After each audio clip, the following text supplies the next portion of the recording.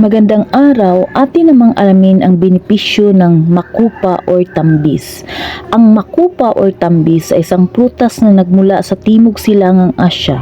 Ito ay may matamis at maasim na lasa na nakakaprisko sa atin at napakasustansya. Ang makupa ay may iba't ibang pangalan, depende sa bansa kung saan ito matatagpuan. Ang ilan sa mga karaniwang pangalan nito ay rose apple, wax apple, water apple at jumbo. Ang makupa o tambis ay isang uri ng prutas na may kahawig na hugis ng kampana. Ang makupa ay mayaman sa bitamina at mineral na nakabubuti sa kalusugan. Narito ang mga pangunahing benepisyo ng makupa para sa ating kalusugan.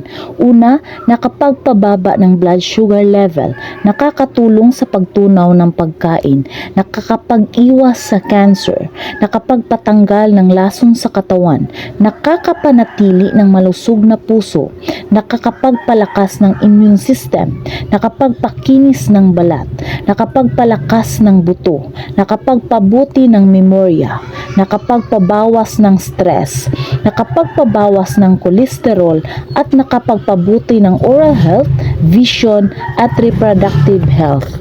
Ang makupa ay isang masarap at masustansyang prutas na maaari nating tangkilikin sa iba't ibang paraan. Maaari nating kainin ito ng hilaw, gawing juice, salad o jam.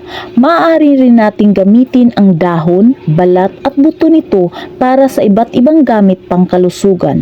Subukan natin ang makupa at makita ang mga kahangahangang benepisyo nito para sa ating katawan.